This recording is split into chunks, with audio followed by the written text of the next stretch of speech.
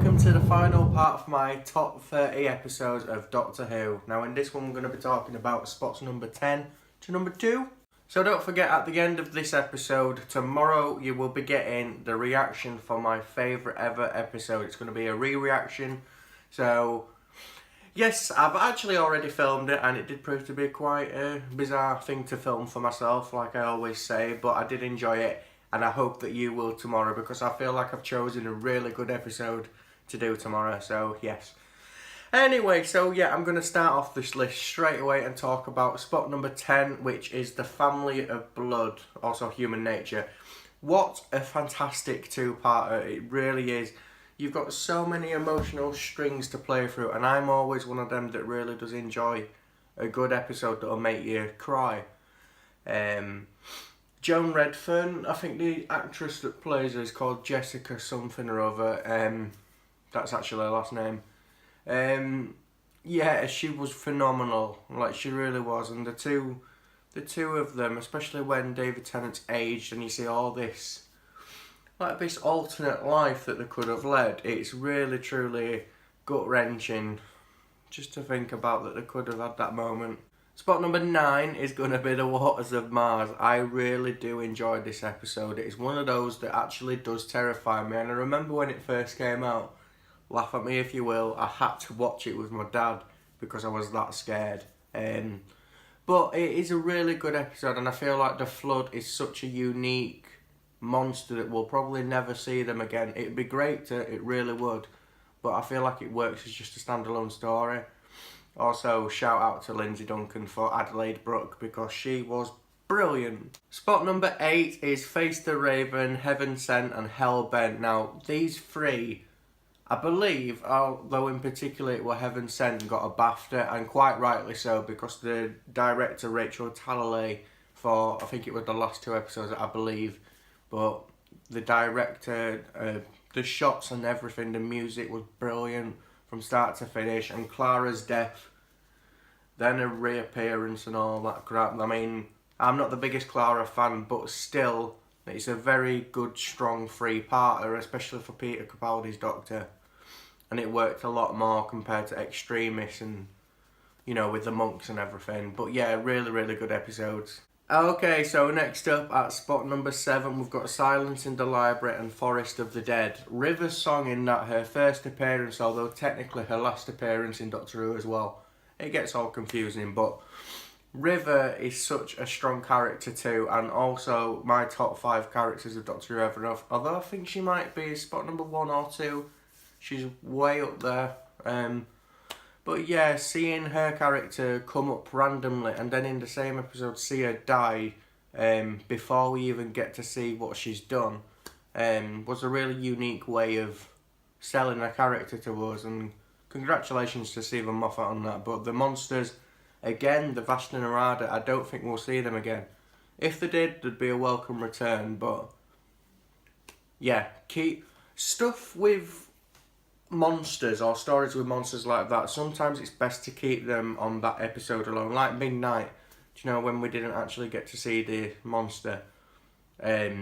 With things like that, it's best not to keep pushing them out there. I kind of like where the Weeping Angels are at the minute, because they're not always in Doctor Who, which is brilliant, because we don't want to get sick of seeing them like some of us get sick of seeing the Daleks and the Cybermen.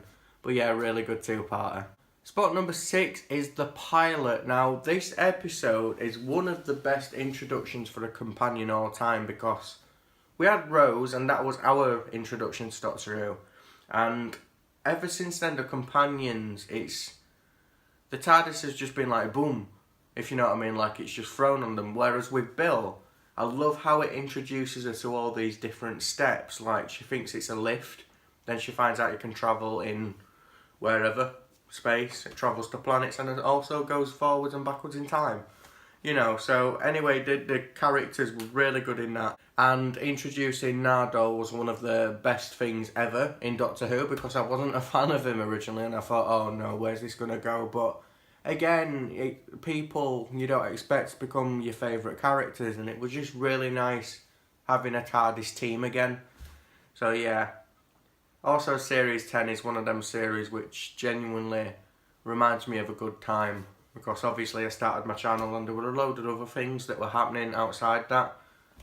So there was that as well. Spot number 5 is the Husbands of River song. Now this is probably one of my favourite Christmas specials of all time because it's kind of personal reasons. The reason why is because like my grandmother, who I was extremely close to, was passing away at that time, and she used to watch Doctor Who with me. Like she never was interested, but she'd watch it sometimes whenever I went over, and that was the last episode that I got to see while she was alive. And I know it sounds awful, but like towards the end, I feel like you could end on that episode. You didn't have to watch another episode of Doctor Who in the future, because you know it's happy at that place, if you know what I mean. Do you know what I'm saying? So it's kind of like a nice place to leave it off for Doctor Who in a way for that. But yeah, River song, seeing her again, especially at the Towers of Darillium, was beautiful, and I really do think that 12 and River work a lot more than 11 and River. Well, that's just my opinion. But yeah, just genuinely that episode is a really good time, and also it's a special one for me, so that's why it's at spot number 5. Next up is spot number 4, which is Day of the Doctor, and it's going to be a surprise that it's spot number 4, to be honest, for a lot of you, because it's way up there at the top for everyone, really. But yeah, obviously, I don't even need to name everything that's good about the episode, you all know. But I just love it, because at that time I went to the cinema to see it, and the whole audience was buzzing off it. We were all so happy to see all these different things. My favourite moment though is probably right at the end, when you see all the Doctors stood together. Be nice to get 12 stood next to them, and also Jodie Whittaker. We might get that one day, you never know. Next up, we're getting closer. Next up is spot number 3, and it's World Enough and Time and The Doctor Falls. Okay, so this is another Series 10 story, and it just goes to show how much I love Series 10. Yeah, so we've got the Master, we've got Missy, which is a great combination that no one actually thought we'd ever get to see until they announced it. The Cybermen, all the different ones, was brilliant, and I thought it was a really good idea to kill Bill in episode 11 and then sort of lose all hope before you realise, oh, she's coming back, you know. But yeah, that 2-parter I will remember fondly, because not just things that are happening in my personal life yet again, but you guys out there, like all the comments and everything, it was brilliant. So I will always remember that time, because it was a nice couple of weeks, and that's when I started to get people coming onto my channel and outside it as well. But overall, it is a very good 2-parter. You can't knock it. I think it's brilliant, and it's actually superb. That's a better word for it. Very good episode. Alright, so next up we've got number 2, and before I tell you what it is, what you're going to see me re-react to tomorrow, it could have been that episode, or it could have been this one that I'm going to say now, but I chose not to re-react to this episode for spot number 2, because I've already re-reacted to it on my channel, and it is The End of Time. Brilliant 2-parter. I adore David Tennant so much. He's one of my favourite Doctors. It was so good to see all these different companions at the end, and it makes you genuinely well up. It's just so upsetting to watch, but you kind of need to get closure with all the companions. One spot for me was, I forget her name now, the person that played Joan Redfern, her granddaughter in it, I can't remember her name. Verity, yeah, I knew it were up there somewhere. Yeah, like that scene with her really did get me upset, and it really did play on my emotions, because I just love how the Doctor looks so distraught, but he's holding it together. Yeah, it's a hard one to watch, but truly just such a good send-off for David Tennant. Okay, so that is it. I've only got one space left, and you're going to find out what's going to fill it tomorrow. That sounded way dirtier than it should have been. But yeah, I hope that you've enjoyed these lists. I'm not a fan of setting everything up to do it, but I like it once it's done.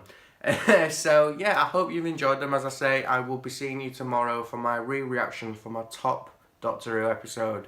Why don't you put in the comments what you think it is? So until then, I will see you tomorrow, and then I'll also see you on Sunday for New Who. See you later, guys. Love you. Bye.